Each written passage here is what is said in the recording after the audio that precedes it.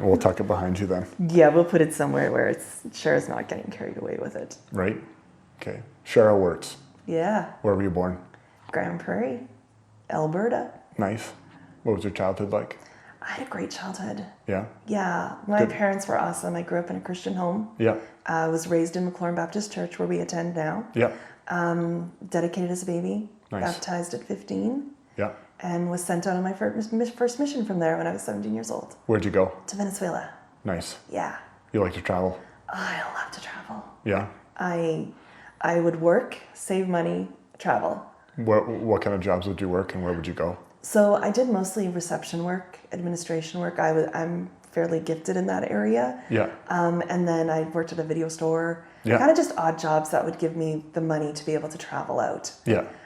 So I'd gone to UK, so I toured all of the United Kingdom there. Yeah. And then I've been to a lot of places in the States, done a lot of road tripping, and in Canada, I've been to Mexico. Yeah. Been to Australia. Yeah. And just recently was up in the Northwest Territories. Beautiful. Yeah. Yeah. I look forward. I want to do more. That's awesome. Yeah. So tell me a little bit about growing up, like with your parents and whatnot. What kind of things, what special childhood memories, that kind of thing? Yeah, so I grew up in a very musical home. Yeah. My mom has a music degree in contemporary worship. Yeah. So we have a piano in the house, so there was always music. Yeah. And my dad, every night before we go to bed, would read us a Bible story. Yes. And would sing with us, and he'd play a guitar. Yeah. So, and then we would pray together before we went to bed. Mm-hmm. So these were, great memories. But later in life, we discovered our dad had no idea how to play the guitar. He had just been strumming what he thought sounded okay, and we didn't know any better. Yeah. And we just loved it. Like, it was still great memories. It's even funnier, and even love it more now that we know. He had no idea what he was doing. He was just trying to help us learn about God. That's a good story. So. Yeah. So you grew up in the faith? Yes, we grew up in the faith. I accepted God when I was 4 years old. Yeah, and that was at McLaurin? At McLaurin. Yeah. Yeah. Right on. And yeah, because my grandparents attended at McLaurin, my parents attended McLaurin, and I'm at McLaurin. Wow. Yeah. So I'm interviewing you today because you had a double lung transplant. Yes, I did. When did you start getting sick? So I first noticed in the fall of 2010 that I got a cold. Yeah. And it just wouldn't go away. Yeah. And I was like, after 3 months, there's just no way this can be the same cold. Like, that's not how that works. Right. And I usually, I was not a sickly person. So I made an appointment with my family doctor. And he was like, he did a bunch of tests, and I got the call back. And he was like, Sherra, I think you have sarcoidosis. Mm-hmm. And I really thought at first he was making fun of me. Yeah. Because he's my family doctor, and I've known him my whole life. Yeah. So I was just like, really, if this is just in my head, just tell me that it's in my head. Yeah. But he was like, no, this is a thing. He wrote it out for me. He said, it's with your lungs.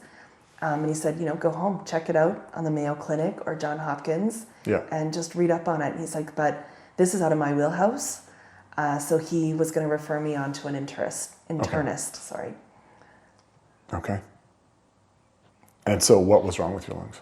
So eventually, after a lung biopsy and all this kind of stuff, they finally categorized it as chronic hypersensitivity pneumonitis, Okay. which is an interstitial lung disease, but it still wasn't exactly what was wrong with my lungs. Okay. But it was the closest they could take it to.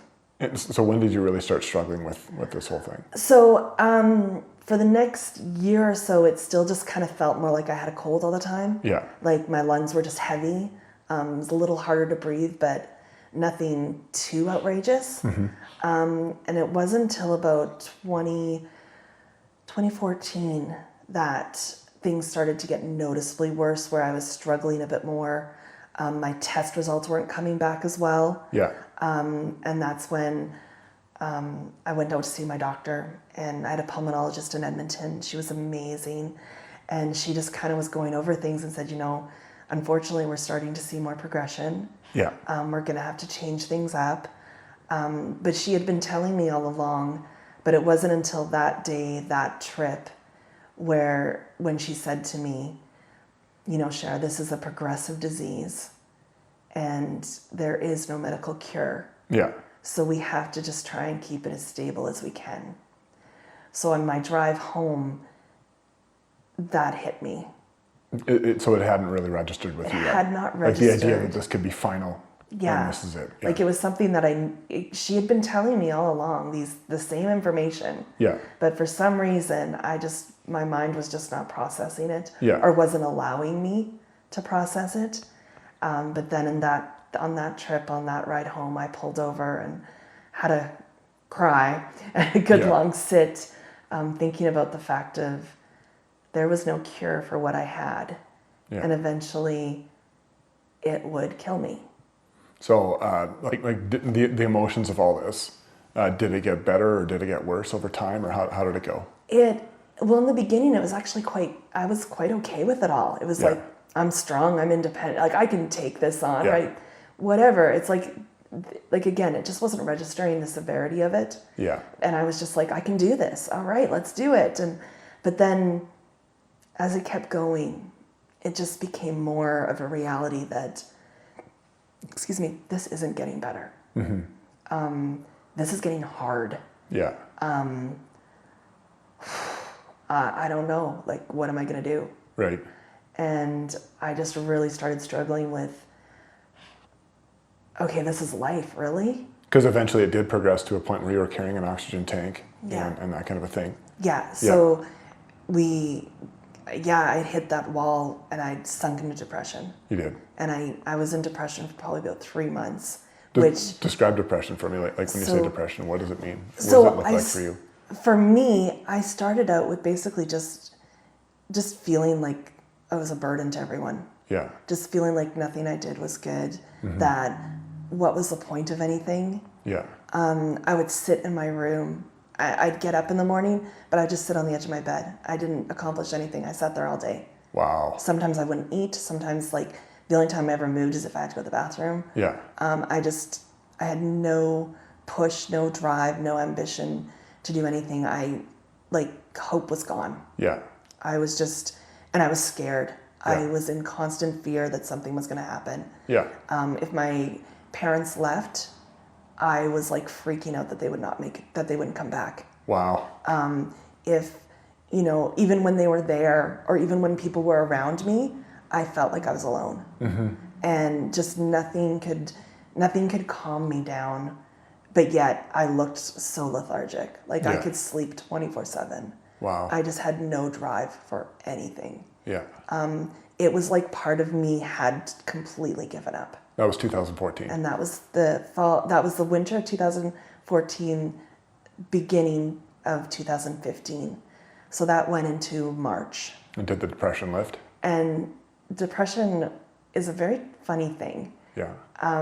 But for me, my past youth pastor had come to visit me to pray with me. Yeah. And he had challenged me, Sherra, have you read your Bible? Yeah. And I was like, I can't lie to my pastor. Yeah. I'm like, no, I haven't. Yeah. So he challenged me. He's like, why don't you pick up your Bible? Yeah. And so it was a bit later in March that it just hit me again that this is it. I'm going to die. Life's over. Why bother? Yeah. This is pathetic. I'm pathetic. And I just didn't even know what to do with it anymore. And I just got this little push of, well, where's that Bible? Yeah. So I went and picked up my Bible, brought it into the living room, and it was like a wave. I just knew what to do. Yeah. And I just started telling God, like, I can't do this. Yeah. Like, I don't know how to do this. It's got to be you. You have to do it. Yeah. If you don't do it, nothing's going to happen. Yeah. And I just fell on my face in the living room that day with my Bible open to Psalm 56. Yeah. And just gave it all to God. Wow. Was like, it's yours. I can't do this. If anything's going to happen, it has to be through you. Yeah. And like, it was gone. Gone. Immediately. Never struggled with depression since. Wow. It was completely removed. And it was like I was filled with this hope. Yeah. This new understanding. Yeah. And it was like, I can do this. in your journey from that point, it didn't get easier. It's not No, like it got worse, no. right? From then on, it actually got much worse. Yeah. But my attitude had changed. Yeah. Because God had spoke to me and said, "It's okay. Yeah. Whatever it is, I'm here with you." Yeah. And I always knew He was with me from that moment on. Mm-hmm. But yeah, from that moment on, it got worse. My lungs just started deteriorating more and more. Yeah. It was filling with these nodules. Yeah, filling with these nodules that that's what the disease was. It was nodules that just filled up your lungs. They just would grow and take over. So you're losing lung capacity. Yeah. So you're losing the ability to actually use your lungs properly. Okay. And so, yeah, it just was getting worse and worse. And then the spring of 2018, the doctor decided I had to be on oxygen. Okay. My tests were just not great. My oxygen level, I was below 30% in capacity. Yeah. Actually, no, sorry. At that point, I was just hovering above 30%. So they were like, "You need to be on oxygen full time." So in April, I got my oxygen tank. Yeah. And I was, from then on oxygen 24/7. Yeah. Which put a whole new spin on it. Yeah. Because now people could visually see there was actually something wrong with me. Okay. Up until You're carrying around an oxygen tank, yeah. Up until this point, I looked pretty normal. Yeah. Unless you knew me, you didn't know there was anything wrong with me. Yeah. And people who Were you keeping it a secret then? Like maybe not from family and friends, but from the average person or the people in your everyday life? I don't think I was keeping it a secret. I just didn't feel the need to talk about it. Yeah. I didn't feel that I needed to tell everyone that's where I was. Mm-hmm. The people who knew me or wanted to know me knew about it. Yeah. But I just didn't feel the need to advertise that I was sick. Yeah. And also there was that bit of that lie and mentality in my head of, and there is truth to it too, though. When people find out there's something wrong with you, they treat you differently. Yeah. And I was like, whatever comes of this, I just don't want people to feel like they have to treat me differently. Yeah. Like God helped me reconcile it. Yeah. I was okay with what was going to happen, and I didn't need them to try and make it better for me, I guess. Mm-hmm. Like I was going to be okay with whatever happened. Okay. So going forward from there with the oxygen tank, even though I had that, it was still really hard. Yeah. And that it was beginning of 2018? And that was the beginning of 2018. And then when did you end up going for surgery? So by the end of the year, things had happened. I had gotten sick, had the assessment in Edmonton because I'd ended up in the hospital out there. Yeah. So they were taking care of me. Plus they're like, well, you're here. Let's see if you're a candidate. Yeah. Because transplants, it's not as simple as some people might think. Yeah. Like you have to go through testing. You actually have to qualify. Yeah. So I had to go through all the testing, and then I was told you're a great candidate, but we need to see if you'll be accepted. So I left Edmonton with that. Okay. But came home, was doing pretty good for a while, was still doing my ministries at the church, was still participating in everyday things. Yeah. But then in November, things just got really bad. I had gone to the hospital for some help with my knee. I have a bad knee. Yeah. And while I was there, I think I caught something. Okay. Because from then on, I just started getting sick and like fevers, just all the normal flu symptoms. Yeah. But with me, because of my lungs, it just got worse and just heavier. Yeah. And so the one morning I woke up November 22nd and I just couldn't breathe. Wow. Like I was just grasping for every breath. And what did you do? So I phoned 911. Okay. They came. They didn't even really do anything for me there. They just pretty much hooked me up to every machine they had and just got me to the hospital as soon as they could. Okay. And I went into a trauma room, which told me it was bad. Yeah. I already knew it was bad though. You can't breathe. Not a good sign. Right. But yeah, so got me in there, and then within November 22nd that was. So I told my parents. It was a long day. It was a lot. I was like, I'm just going to have a nap. I'm really tired. Yeah. Rolled over. woke up in January in Edmonton in the CVICU With new lungs.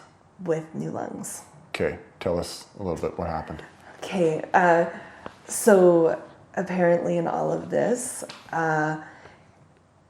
so what had actually sparked it Yeah, was that I had contracted H1N1 yeah, and a secondary pneumonia, okay, which my lungs just could not handle. too much. It was just too much. They just stopped. They were like done. Yeah, So they sent me off to Edmonton. yeah, By the time I was going though, they were like, they didn't know how to get me there in a way that I would survive. yeah, Then there was the discussion of, do they even bother sending me? yeah, Is there even a chance I'll make it? But they did. I was flown out to Edmonton, received there. Apparently there was a discussion there of why was I even sent? I was dead. yeah, But somehow, I don't really know the details of this. I probably should talk to my doctors about it if I want to know. Something happened where it pushed them to plug me in, I guess for lack of better ways to put it. Plug you So into I was what? taken into the CVICU okay, where I was taken up for surgery and I was attached to what's called ECMO okay, and it's life support. yeah, So basically it takes the blood out of your body, reoxygenates it and puts it back in. okay, So it does the work of what your heart and lungs would do. okay. Without this machine, I would have been dead. How long were you on the machine for? I was on ECMO for 31 days. Wow, And at that point, they finally found lungs. There's a whole other story to that, though. There's honestly so many little stories I could be running off on here for you. But got my lungs.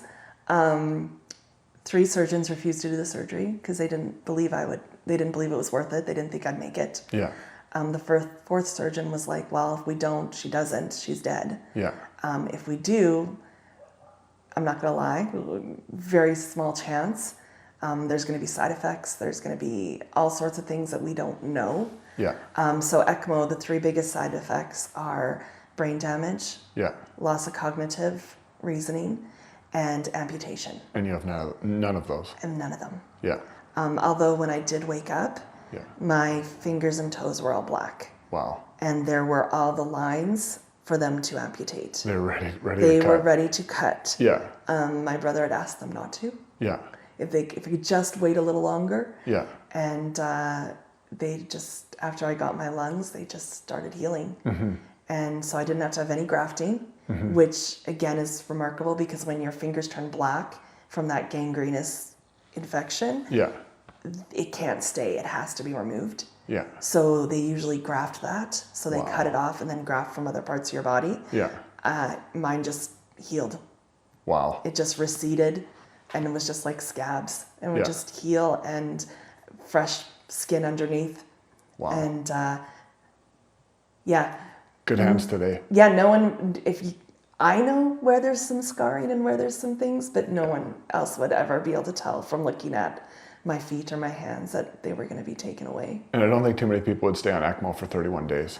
No, majority of people don't. It's not common. It's not common. Yeah. There are cases that Okay. are long and stuff, but they're severe and they're different situations. But majority of people, they don't like to go past like a week, 10 days type of thing. Okay. That's usually, if you've gone past that, there will be some issues. One of the things you were saying is just how much community in our church played in I guess, just emotional support. Yeah. Being there for you. Would you touch on that Yeah. just a little bit? Yeah, so I love our church. Yeah. Growing up there, obviously, I have roots there. Yeah. But even with coming back, I've just met so many amazing people. Yeah. And I've gotten to know them. And it really, for me, it is a family. Like, I love them. I'm so grateful and blessed by them. They stepped in so many ways, helping my family, helping me, helping my friends, people who were involved. People came out, drove out to Edmonton and sat with me Yeah. and prayed with me, Yeah. read the Bible to me, sang with me when I was unconscious, Yeah. right? Like people just gave of their time. They helped my parents out with things. Yeah. People were making them meals. The church helped them financially. Yeah. because there was no way they could afford all their bills at home plus renting an apartment in Edmonton to be there with me. Yeah. And I was going to need a place to stay to recover because you have to be an outpatient Yeah. for a month afterwards. So like the church helped cover that. There was individual people who just stepped up in big ways. Yeah. And there's things that they did for us at home. It's just a huge, huge blessing. Just an outpouring of love in every direction we turned. I cannot speak more highly of our church. Like I can't even express the gratitude I have for them. And it just really brought home for me that family of God we're supposed to be. Yeah. Right? Like taking care of each other, encouraging, being there, like whoever's in need among you. Yeah. Like, let's help them. Right. And our church stepped up huge that way for us. In prayer support, financial support, encouragement, every way you could think, they met needs for us. Wow. And a huge, huge blessing. As a Christian, I want to ask you this, and you can adjust this question accordingly, but why do you think God let this happen to you? I believe that God allowed this to happen to me because before this, I've always believed in God. That's never changed, but I was not living for God. Yeah. I was very happy on my fence. Yeah. I had a great job, great friends, great life. Like I would have just kept on being that. And God had bigger plans. And I can honestly say that if this had not happened to me, I would not be here speaking with you because I wouldn't know you. Yeah. I would not have turned. It would not have happened. He may have got me another way, who knows? Yeah. But I would have been very happy on my fence. It was comfortable. Yeah. If there's a takeaway or a message that you would share from all of your experiences, or this experience, what would it be? What would you share with people? First and foremost, Yeah. we need to surrender our lives to God. Yeah. He's the only one who has control of anything. So we need to just surrender. Yeah. And just trust that he will provide. Yeah. And just give it all to him. What does the future hold for Sherra? Anything and everything. God has so much in store. He's just been giving me snippets. Yeah. But it looks good. Yeah. And I can't wait. Awesome. Yeah. Can you quote anything from Psalm 56? In all honesty, no. No? Okay. No. I left that question till the end just in case you couldn't. Yeah, because it's like that thing where I go to it all the time, But now you're drawing a blank. but I can't actually. That's okay. That's kind of crazy. Don't worry about it. But there's a lot of do not fear in it. Do not fear. That's what it is. Okay, one There was a second. lot of do not fear in it. I'm bringing it up as we speak. So it says this. Be merciful to me. Yeah. When I am afraid, I put my trust in you. In God, whose word I praise. In God I trust. I'm not afraid. What can mere mortals do to me? That's a good one. Wow. Okay. Thank you, Sherra. You're welcome. Awesome. I think